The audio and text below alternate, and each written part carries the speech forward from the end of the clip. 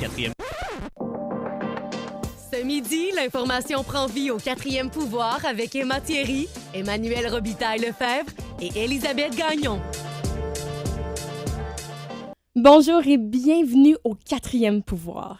Que vous soyez sur la route, à la maison ou encore au bureau, merci d'être avec nous en ce 24 février. Il est midi et on vous accompagne jusqu'à 13h au 104.7 Outaouais. Ici en studio, on se retrouve comme d'habitude avec Emma. Bonjour. Bonjour tout le monde. Et Emmanuel. Bonjour. Ainsi que moi-même, Elisabeth, votre animatrice. On est trois autour de la table, mais à la maison, vous êtes notre quatrième collaborateur et ensemble, on forme le quatrième pouvoir. Le midi commence officiellement et aujourd'hui, on parle de nouveaux rebondissements dans le dossier des grèves dans la fonction publique avec Emma. J'ai bien hâte de voir ce que tu nous as préparé sur le sujet. Vers 12h15, on accueille le président du conseil municipal de Gatineau, Stephen Boivin, pour parler d'un cas de protection du patrimoine assez particulier à Aylmer. Et on va plonger dans le fléau des démissions au municipal suite à la démission choc de la mairesse de Gatineau ce jeudi. Vous avez une question qui vous brûle les lèvres, vous avez des commentaires, contactez-nous au 1804 pour réagir en temps réel à l'émission. On veut vous entendre. Vous êtes avec nous au 104.7 Outaouais, on part aux quatre coins de l'actualité.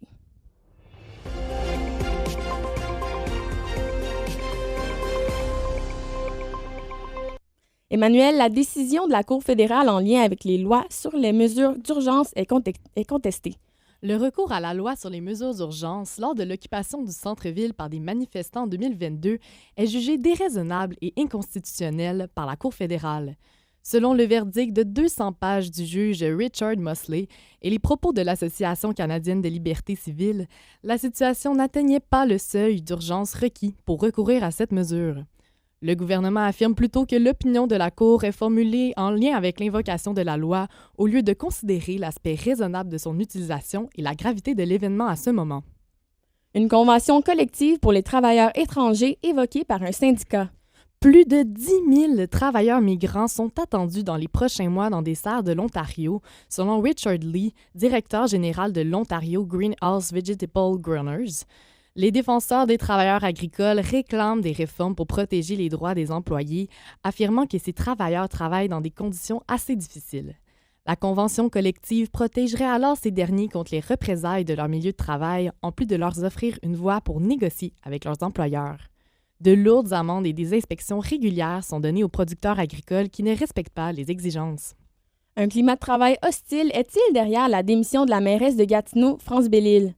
Les élus démentent certaines des affirmations qui concernent un climat toxique au sein du conseil municipal lors du discours de démission de France Bellil ayant eu lieu le jeudi dernier. Selon Caroline Murray, le parcours de l'ancienne mairesse n'a pas été sans embûches, bien que plusieurs de leurs idées allaient dans la même direction.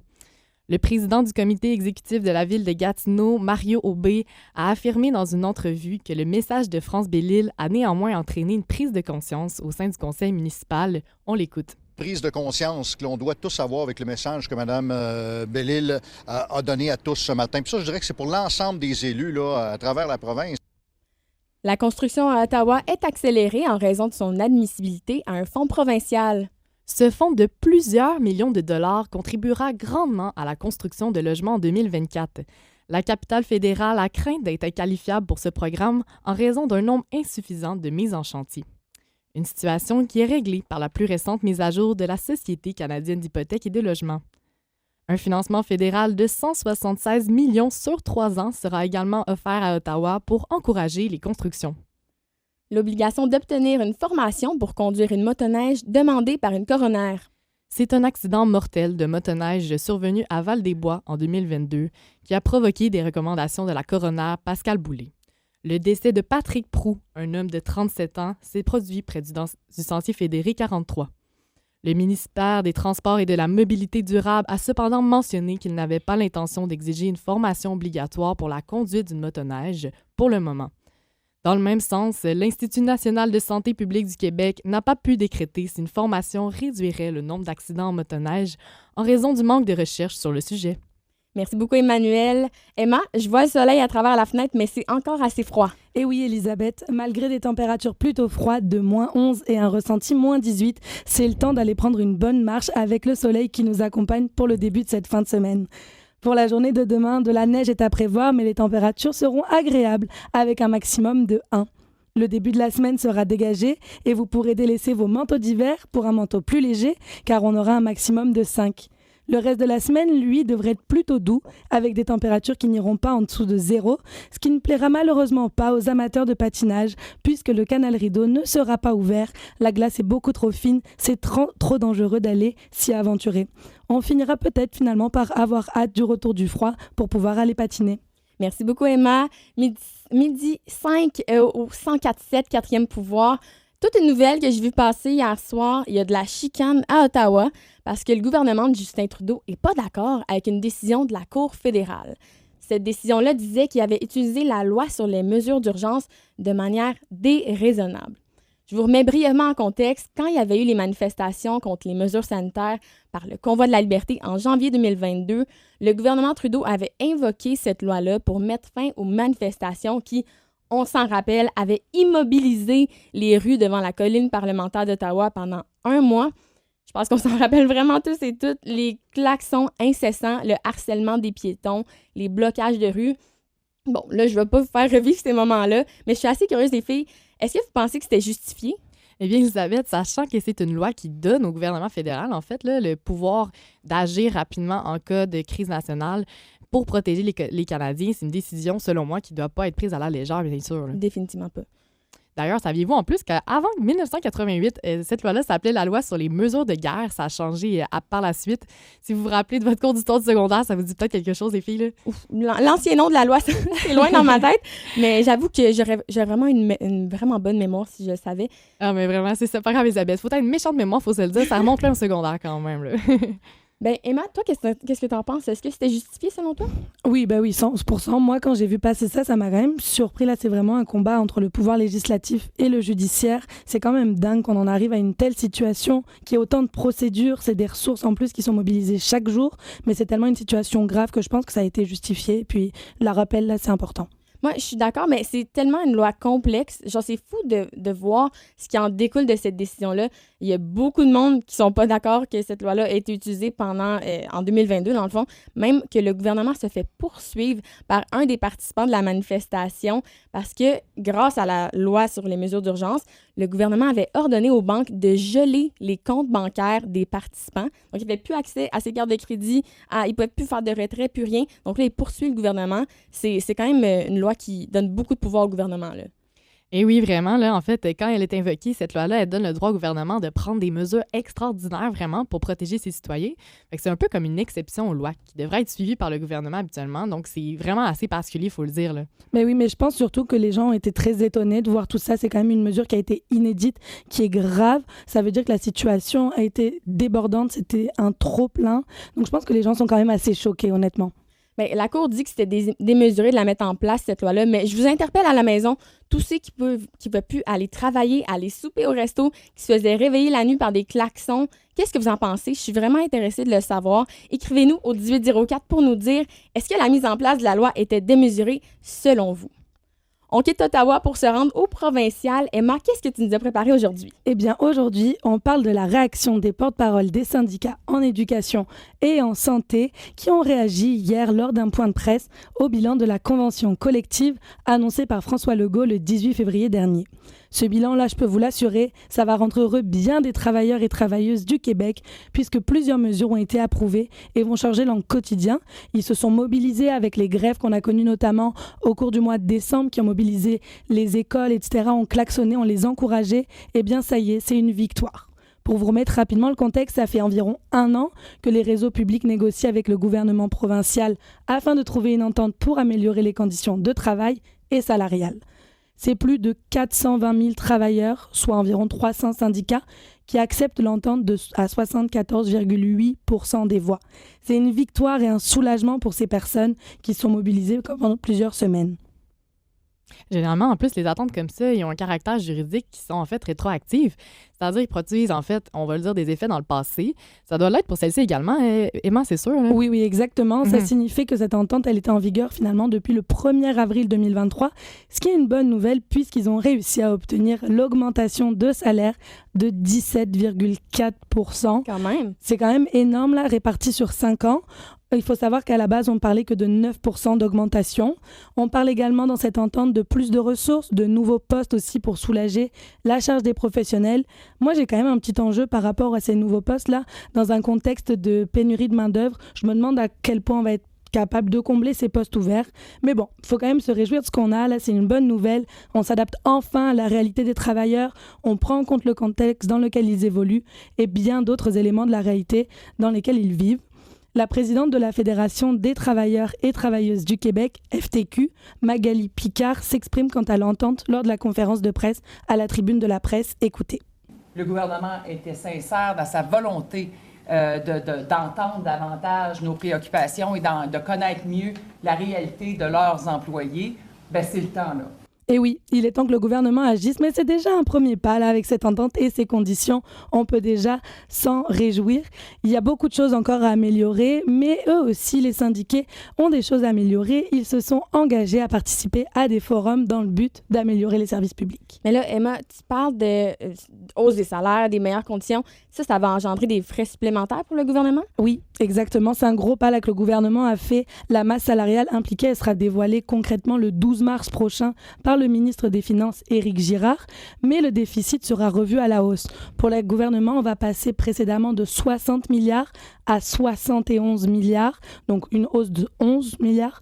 On repousse le retour de l'équilibre budgétaire en 2027-2028, donc dans 3-4 ans environ. C'est quand même important. C'est des sommes qui sont énormes.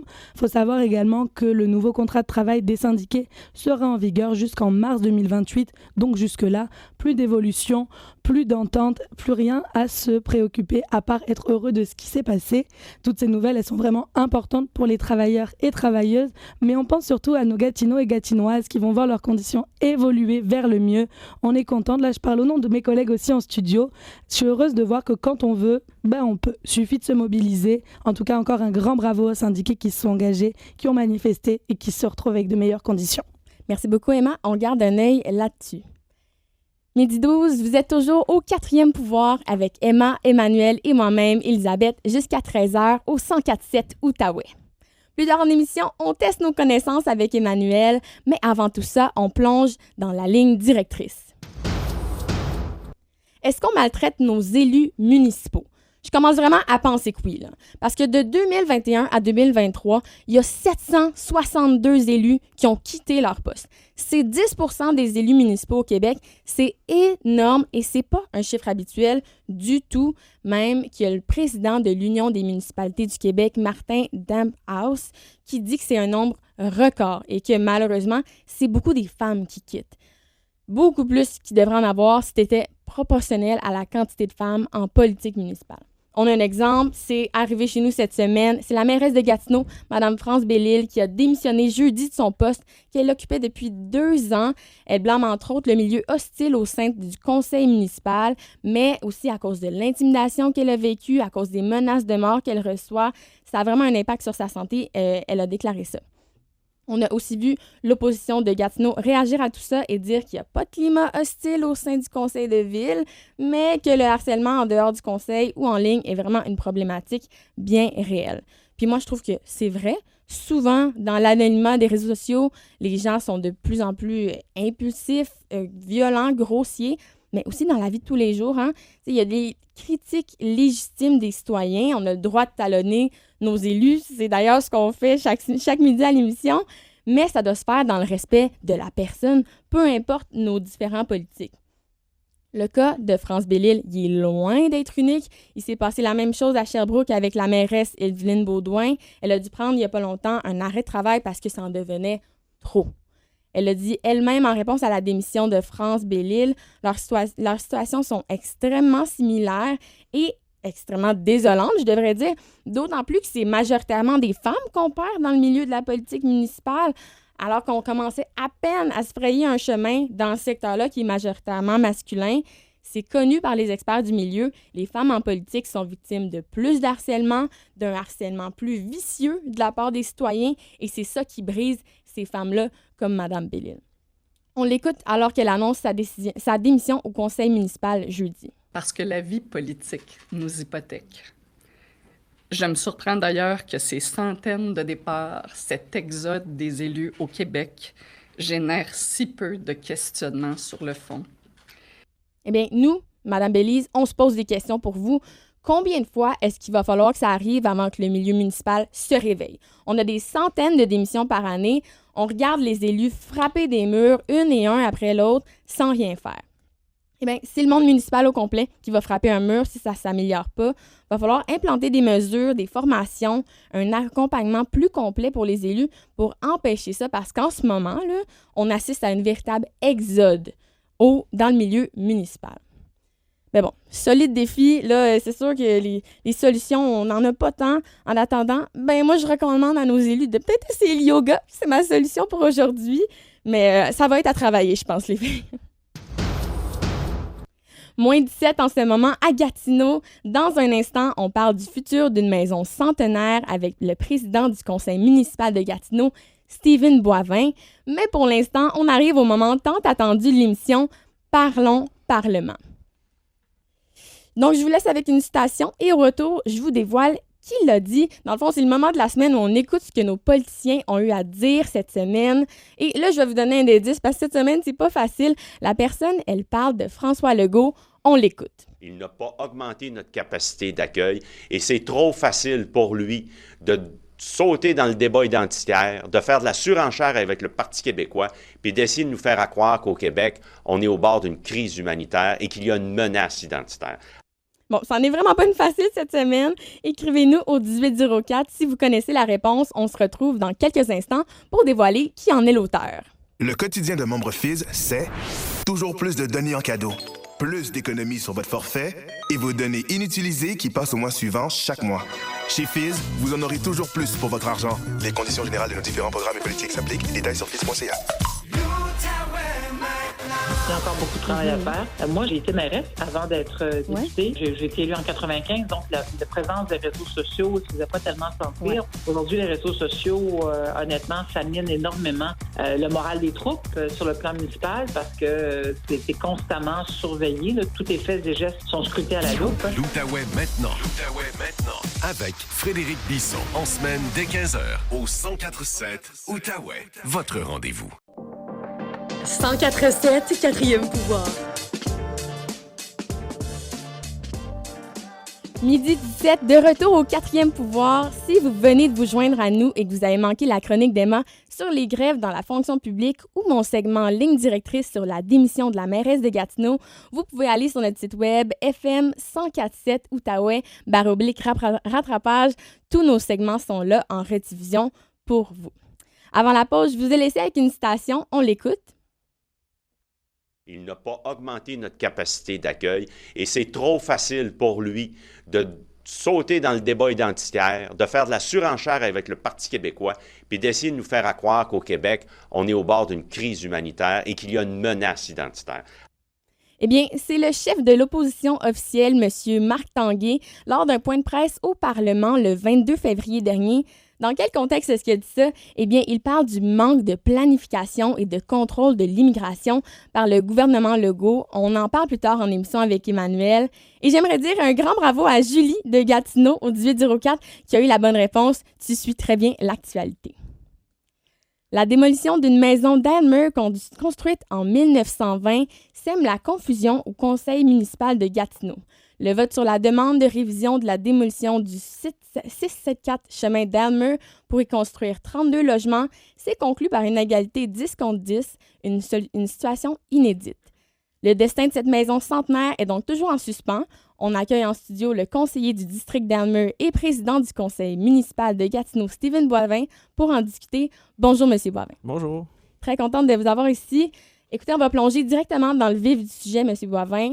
En pleine crise du logement, pourquoi est-ce que c'est plus important pour certains membres du conseil, dont vous, de prioriser une maison vieille de 100 ans plutôt que de favoriser la création de 32 logements?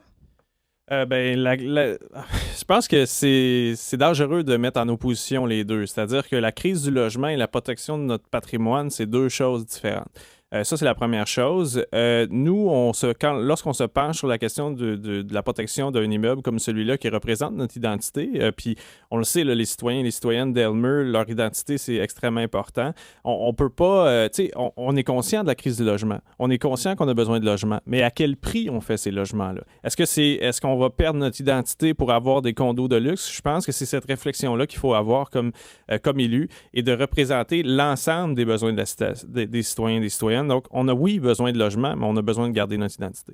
Parler d'identité, mais c'est difficile d'avoir une identité quand les gens n'ont pas de logement, ils n'ont pas de toit.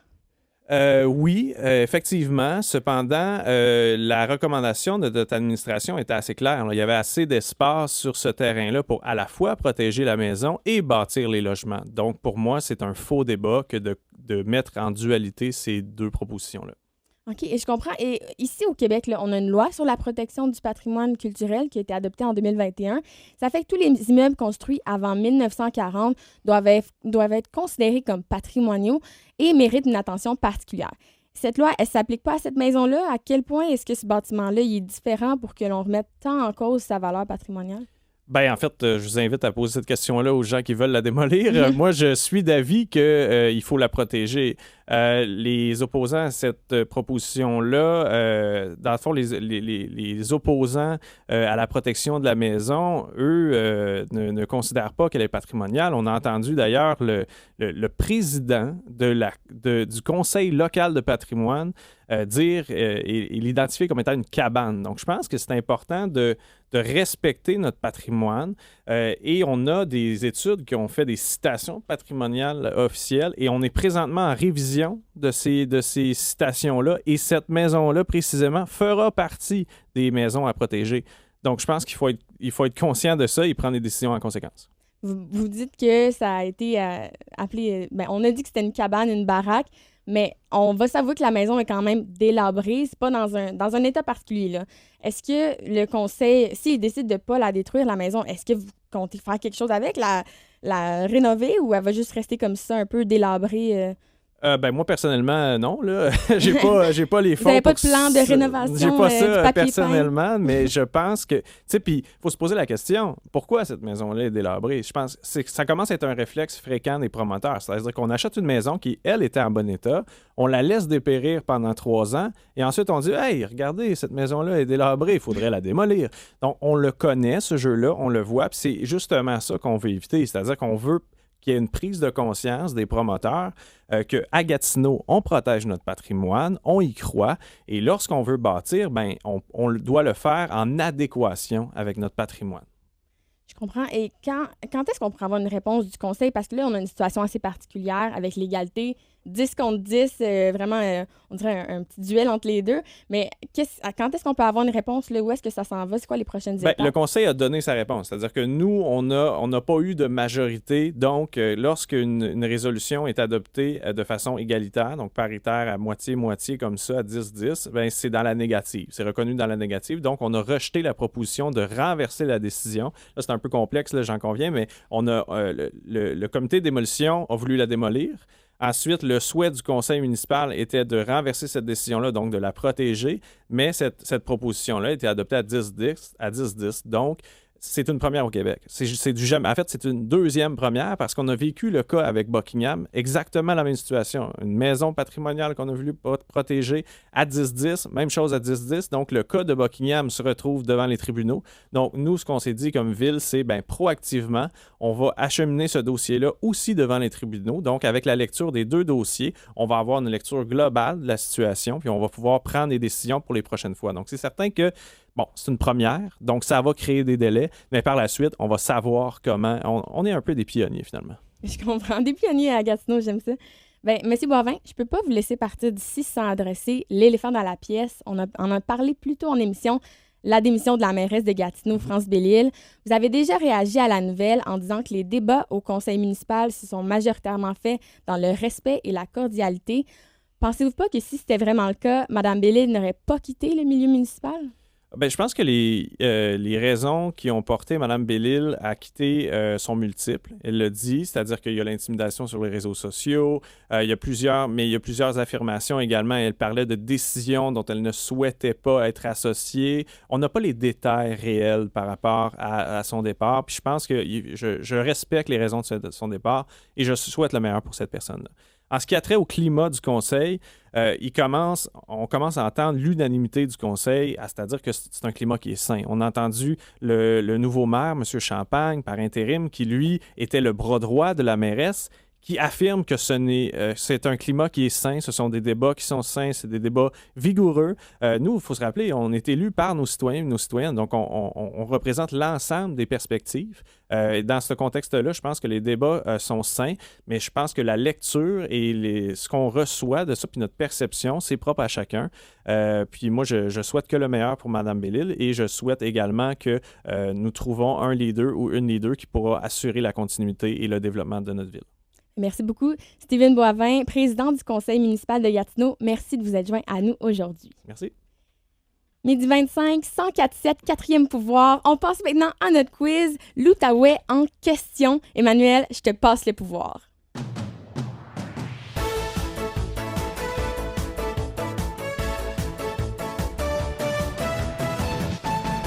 Bienvenue à l'Outaouais en question. C'est un jeu simple, un jeu de rapidité, de connaissance d'actualité locale des derniers jours. Je vous pose une question et vous avez des choix de réponse.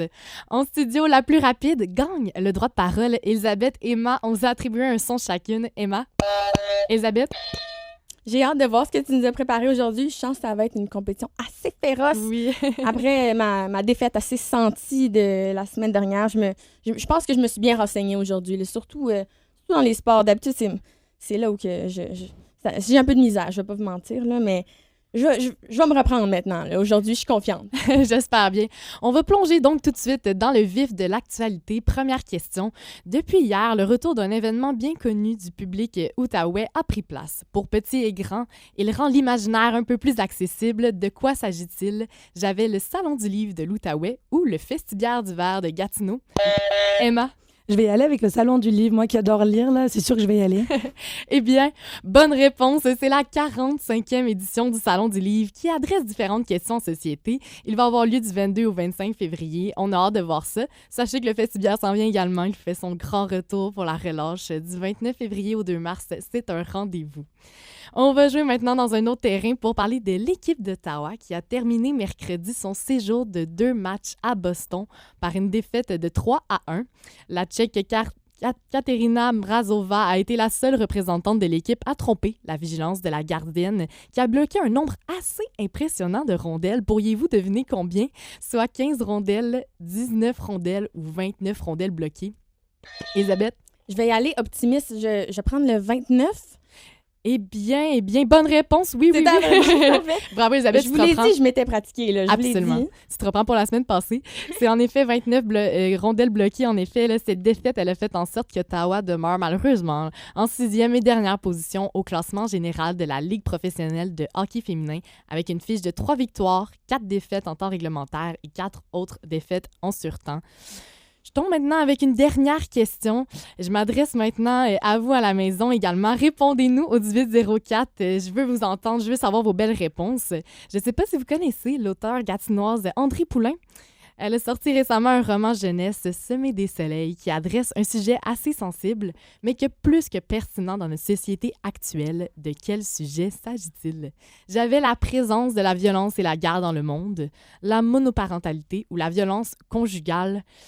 Je rappelle en attendant les réponses au 1804 que si vous avez manqué le début du quiz, vous pouvez le retrouver sur notre site web 147fm/rattrapage, comme le reste de notre émission également. Et là, je vois déjà quelques réponses rentrer également. Oui, au 1804, je vois ici Sandrine de Hull qui a eu la bonne réponse. C'est bien la présence de la violence et de la guerre dans le monde, malheureusement. Un sujet qui a été inspiré par la guerre en Ukraine qui fait ses ravages depuis 2022 déjà, malheureusement. On aborde en fait dans Semer des soleils Théo, qui est un personnage principal qui est bouleversé en fait par les images de conflits armés qu'il voit à l'écran, puis en sécurité dans la maison, dans sa maison familiale en fait, il se sent très impuissant face à cette guerre qui se déroule très loin dans le monde et il trouve que les adultes lui donnent peut-être pas des réponses assez satisfaisantes. En tout cas, on a pu voir une compétition assez féroce aujourd'hui. Assez féroce. Merci tellement à la maison d'avoir participé. On a pu voir au 1804 que beaucoup d'entre vous êtes très attentifs à l'actualité. Et Emma, félicitations, tu es la grande gagnante cette semaine. Bravo. Merci Bravo, beaucoup. Emma. Bon, ben merci beaucoup, Emmanuel. Toujours un plaisir d'en apprendre plus avec toi. Il est 12h30. Vous êtes bien au 4e pouvoir. On vous accompagne jusqu'à 13h. Et après, c'est mon collègue Samuel Glaude qui prend la relève pour vous faire danser toute l'après-midi avec les classiques 80-90. Dans quelques minutes, on reparle du contrôle de l'immigration par le gouvernement Legault. Restez avec nous.